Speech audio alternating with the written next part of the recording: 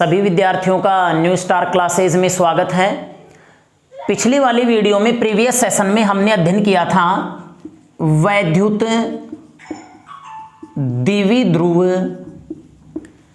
एवं द्विध्रुव आघूर्ण के बारे में हमने अध्ययन कर लिया था।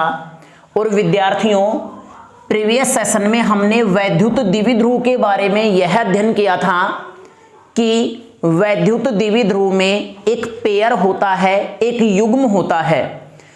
ऐसा युग्म जिसमें दोनों आवेश मैग्नीट्यूड में सेम होंगे और प्रकृति में नेचर में विपरीत होंगे। इस युग्म को ही क्या कहा जाएगा? वैद्युत द्विध्रुव। जैसे मान लीजिए विद्यार्थियों, ये हमारे पास दो चार्ज हैं, एक चार्ज यहाँ पे है और दूसरा चार्ज यहाँ पे है। अगर ये चार्ज 5 कूलाम है और ये -5 कूलाम है तो इसका जो पेयर है, जो युग्म है, इसी युग्म को क्या कहा जाएगा? वैद्युत द्विध्रुव या इलेक्ट्रिक डायपोल कहा जाएगा। तो देखिए वैद्युत द्विध्रुव किसे कहेंगे? परिमाण में समान व विपरीत प्रकृति के आवेशों का ऐसा युग्म, ऐसा पेयर जिसमें दोनों आवेश एक दूसरे से अत्यल्प दूरी पर स्थित होते हैं। इसी युग्म को क्या कहा जाएगा? वैद्युत द्विध्रुव कहा जाएगा। अब देखिए बात आती है द्विध्रुव आघूर्ण की। तो जैसे मान लीजिए विद्यार्थियों, एक चार्ज हमारे पास Q पॉजिटिव है और दूसरा चार्ज हमारे पास Q नेगेटिव है। ये दोनों चार्ज एक दूसरे से अत्यल्प दूरी के ऊपर स्थित है। मान लिया इन दोनों आवेशों के बीच की दूरी 12 है। तो इस युग्म में उपस्थित किसी भी एक आवेश के परिमाण व उनके बीच की दूरी का गुणनफल ही क्या कहलाएगा? द्विध्रुव आघूर्ण कहलाएगा। अब देखिए इसके बारे में हमने कंप्लीट अध्ययन कर लिया है। अब आज हम अध्ययन करने वाले हैं द्विध्रुव की भौतिक सार्थकता या फिजिकल सिग्निफिकेंस ऑफ डायपोल। देखिए विद्यार्थियों, इस टॉपिक को हम, ये जो टॉपिक है इसमें डेरिवेटिव फॉर्म न होने के कारण हम इसे छोड़ देते हैं। जबकि देखिए इस टॉपिक की महत्ता क्या है? वैसे देखा जाए तो द्विध्रुव की भौतिक सार्थकता जो है, द्विध्रुव का दैनिक जीवन में अत्यधिक महत्व है। किस प्रकार से है? देखिए द्विध्रुव की उपयोगिता कहां पर होती है? तो सबसे पहली बात विद्यार्थियों यहां देखिए, जैसे ये हमारे पास कोई द्विध्रुव है, द्विध्रुव की जो फिजिकल सिग्निफिकेंस है वो हमें यह बताती है कि द्विध्रुव में अगर हम इस निकाय में टोटल चार्ज की बात करें तो इसका टोटल चार्ज जो है विद्यार्थियों वो होगा 0। द्विध्रुव का जो टोटल चार्ज है वो 0 होगा। लेकिन ध्यान रखिए द्विध्रुव के कारण अगर हम इलेक्ट्रिक फील्ड की बात करें तो विद्यार्थियों ये है 0 नहीं होगा। जैसे फॉर एग्जांपल मान लिया ये हमारे पास Q+ चार्ज है, ये हमारे पास Q- चार्ज है, ये इलेक्ट्रिक डायपोल हो गया। अगर मैं इस सिस्टम की बात करूं तो इस सिस्टम का टोटल चार्ज तो 0 आएगा। लेकिन अगर इस निकाय के कारण मैं यहां पर इलेक्ट्रिक फील्ड की बात करूं या किसी भी बिंदु के ऊपर इलेक्ट्रिक फील्ड की बात करें तो यह जरूरी नहीं है कि वहां पर विद्युत क्षेत्र 0 हो। जैसे फॉर एग्जांपल ये जो बिंदु है ये तो अक्ष के ऊपर है, लेकिन यदि मैं ये बिंदु यहां पर लेता हूं विद्यार्थियों तो ये हो जाएगा निरक्ष के ऊपर। ये बिंदु कहां पर होगा? निरक्ष के ऊपर होगा ये वाला बिंदु। तो देखिए इस बिंदु के ऊपर इलेक्ट्रिक फील्ड अलग होगा और इस बिंदु के ऊपर इलेक्ट्रिक फील्ड अलग होगा। तो कहने का तात्पर्य यह है कि द्विध्रुव के कारण जो इलेक्ट्रिक फील्ड है वो 0 नहीं होगा, जबकि द्विध्रुव का जो टोटल चार्ज है वो 0 होगा। दूसरी बात देखिए विद्यार्थियों, द्विध्रुव के द्वारा हम यह बता सकते हैं कि यह अणु पोलर होगा या नॉन पोलर होगा, ध्रुवीय होगा या अध्रुवीय होगा। जैसे फॉर एग्जांपल ध्यान दीजिए, जैसे मैं यहां पे बात करता हूं HCl की। किसकी बात करते हैं?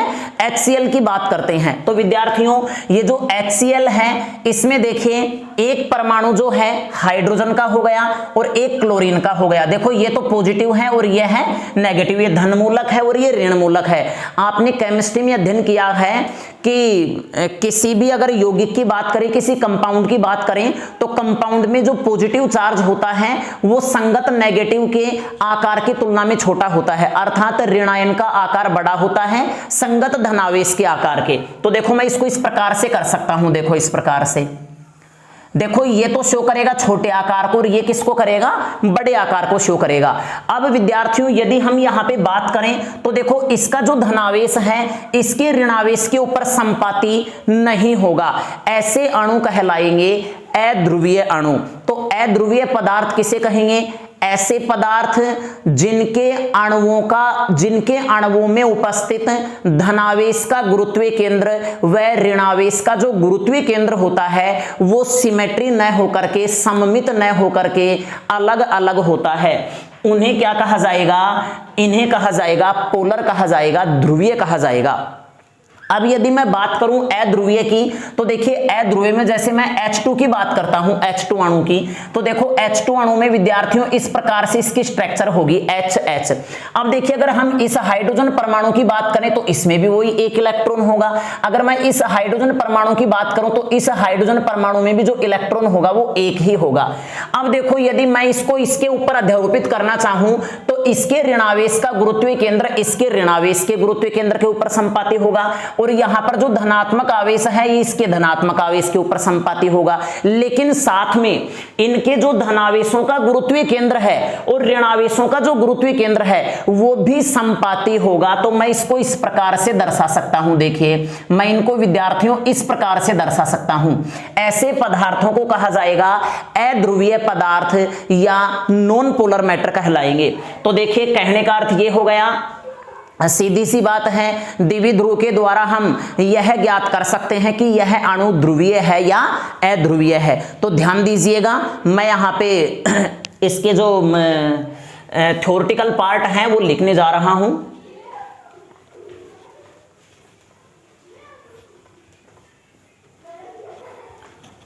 तो देखिए इसकी पहली सार्थकता क्या होगी?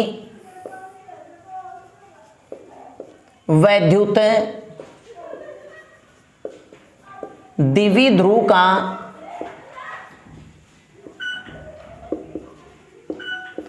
कुल आवेश शून्य होता है जबकि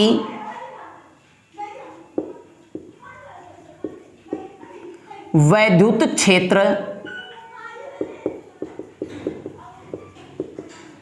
शून्य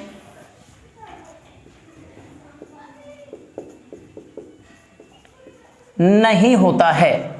दूसरी बात यह आती है विद्यार्थियों, वैद्युत द्विध्रुव की सहायता से किसी पदार्थ के ध्रुवीय या अध्रुवीय होने का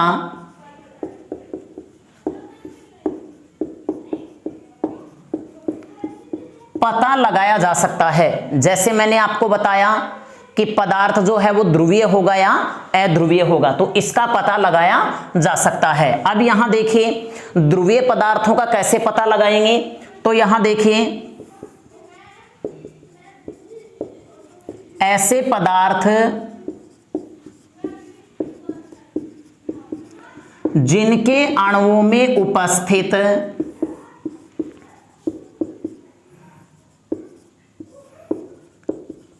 धनात्मक आवेश एवं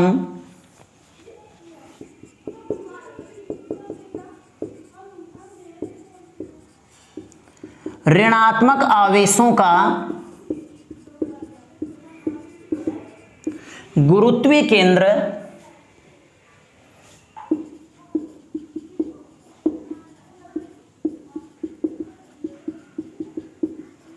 अलग अलग होता है।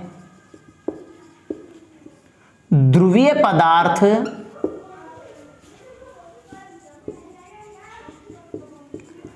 कहलाते हैं।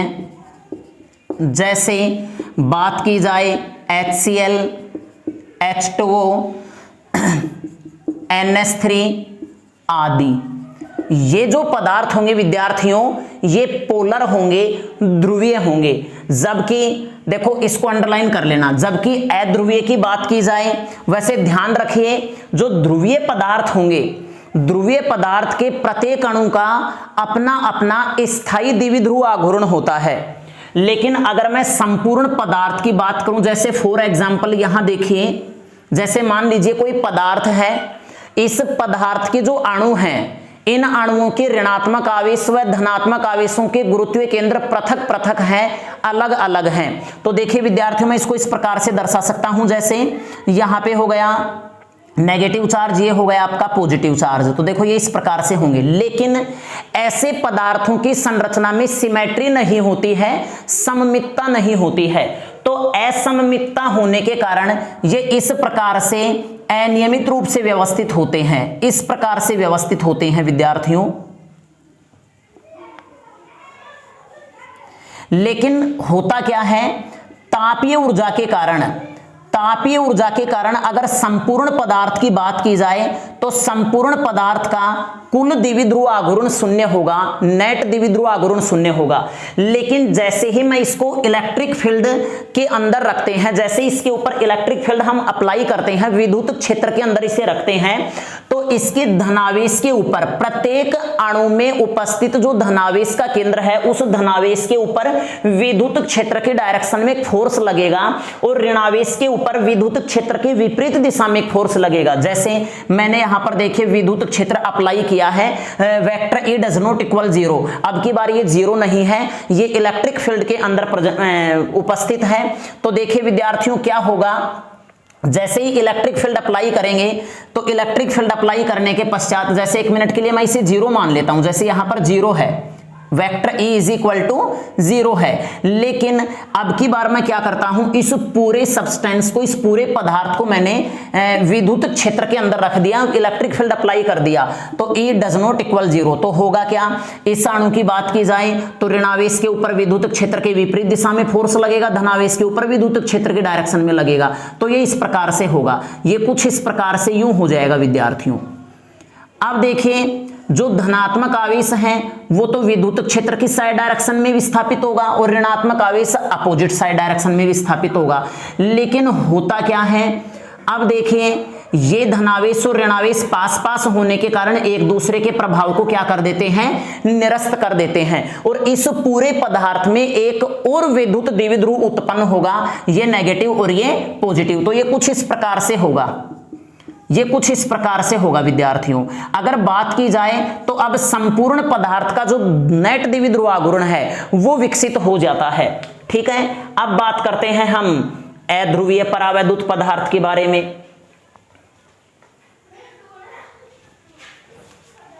तो देखिए इसके आधार पर ऐसे पदार्थ जिनके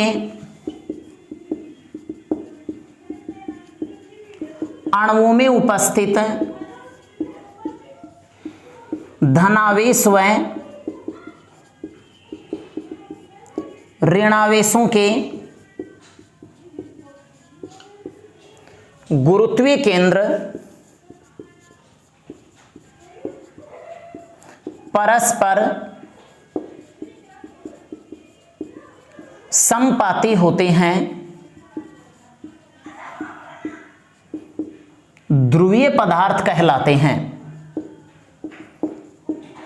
ध्रुवीय पदार्थ कहलाते हैं। जैसे अगर बात की जाए तो जैसे H2, N2, O2 आदि। अब देखिए इनकी स्ट्रक्चर कैसे होती है। जैसे मान लीजिए मैं इस पूरे सब्सटेंस की बात करता हूं, पूरे पदार्थ की बात करता हूं, तो इस पदार्थ के अंदर काफी सारे असंख्य अणु होंगे।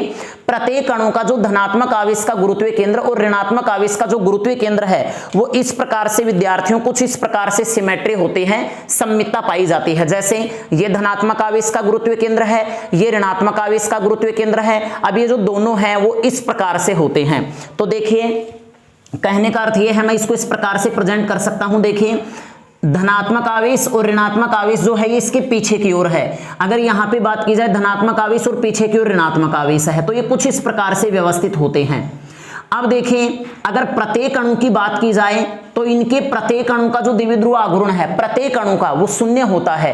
जब प्रत्येक अणु का द्विध्रुव आघूर्ण ही शून्य हो गया तो संपूर्ण पदार्थ का द्विध्रुव आघूर्ण भी क्या हो जाएगा, शून्य हो जाएगा, क्योंकि दोनों में सिमेट्री है, सममित है, बीच की दूरी 0 होने के कारण धनात्मक आवेश के गुरुत्व केंद्र और ऋणात्मक आवेश का गुरुत्व केंद्र एक ही बिंदु के ऊपर समपाती होने के कारण बीच की दूरी 0 होगी, और जब बीच की दूरी 0 होगी तो विद्यार्थियों कुल द्विध्रुव आघूर्ण जो है वो क्या हो जाएगा, शून्य हो जाएगा।